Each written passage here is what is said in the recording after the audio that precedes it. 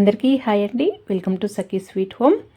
అరిసెలు చేయటము కష్టం అనుకునే వాళ్ళు పాకంతో పని లేకుండా ఈ విధంగా ఒకసారి ట్రై చేసి చూడండి. చాలా అంటే చాలా బాగుంటాయి. ఇంట్లో అందరు ఇష్టంగా తింటారు. చేయటం కూడా చాలా ఈజీ అండి. మీరు కొత్తగా చేస్తున్నా కానీ పర్ఫెక్ట్గా ఈజీగా చేయగలుగుతారు. ఈ విధంగా ఒకసారి ట్రై చేసి చూడండి. పైన క్రిస్పీగా లోపల చాలా సాఫ్ట్గా చాలా బాగుంటాయి.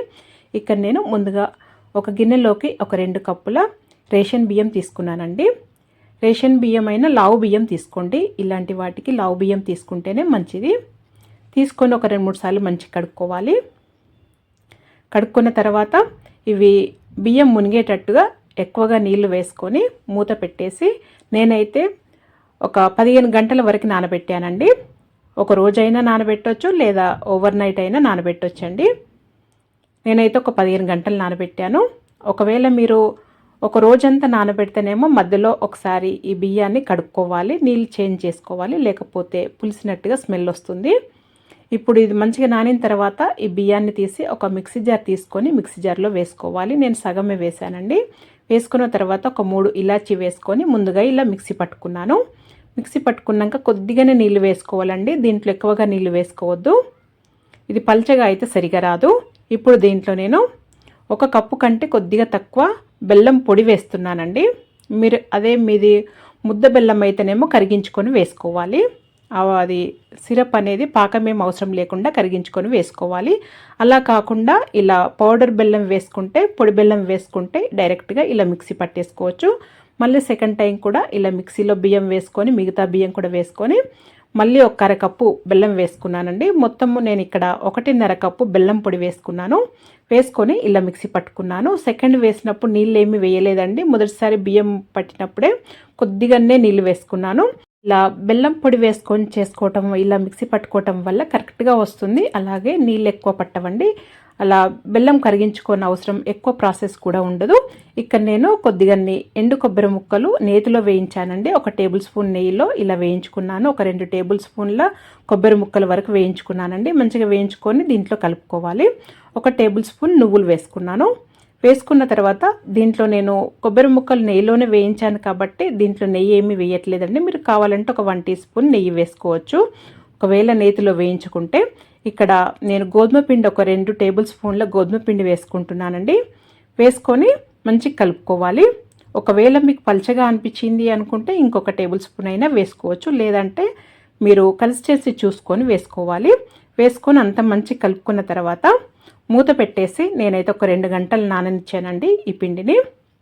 ఇలా ఒక 2 గంటల తర్వాత చూడండి ఇలా కొద్దిగా గట్టి పడింది.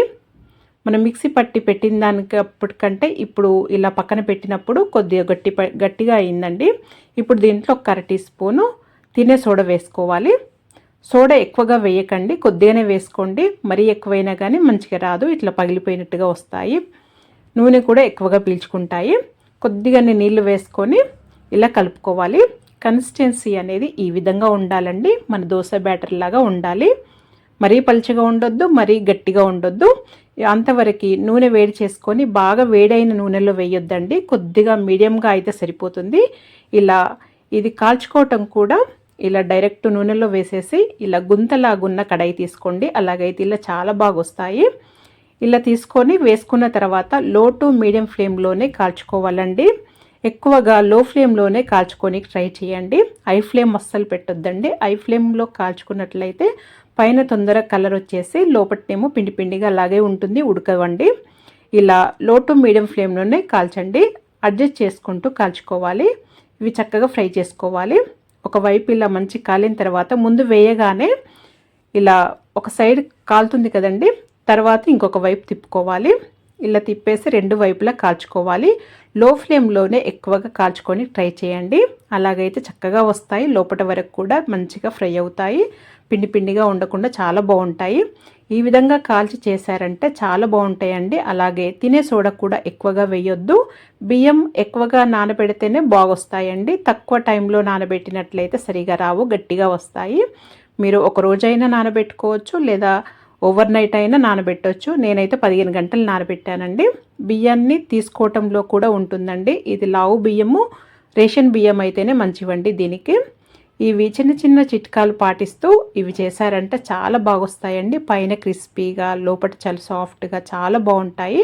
ఇలా ఒకసారి ట్రై చేసి చూడండి. మీరు అరిసెలు చేయటం కష్టం అనుకునే వాళ్ళు ఈ విధంగా ఒకసారి చేశారంటే అచ్చము అరిసెల్లాగానే టేస్ట్ అయితే చాలా బాగుంటాయి. పిల్లలైతే చాలా ఇష్టంగా తింటారు. ఆ కొబ్బరి ముక్కలు పట్టికి తగులుతూ పైన క్రిస్పీగా లోపల సాఫ్ట్గా చాలా బాగుంటాయండి. ఖచ్చితంగా ట్రై చేయండి. మరి మీరు కూడా ఒకసారి ట్రై చేసి మీకు ఎలా వచ్చిందో నాకు తెలియచేయండి. మీకు కనుక వీడియో నచ్చినట్టయితే లైక్ చేయండి, షేర్ చేయండి, సబ్స్క్రైబ్ చేసుకోండి. Thank you for watching.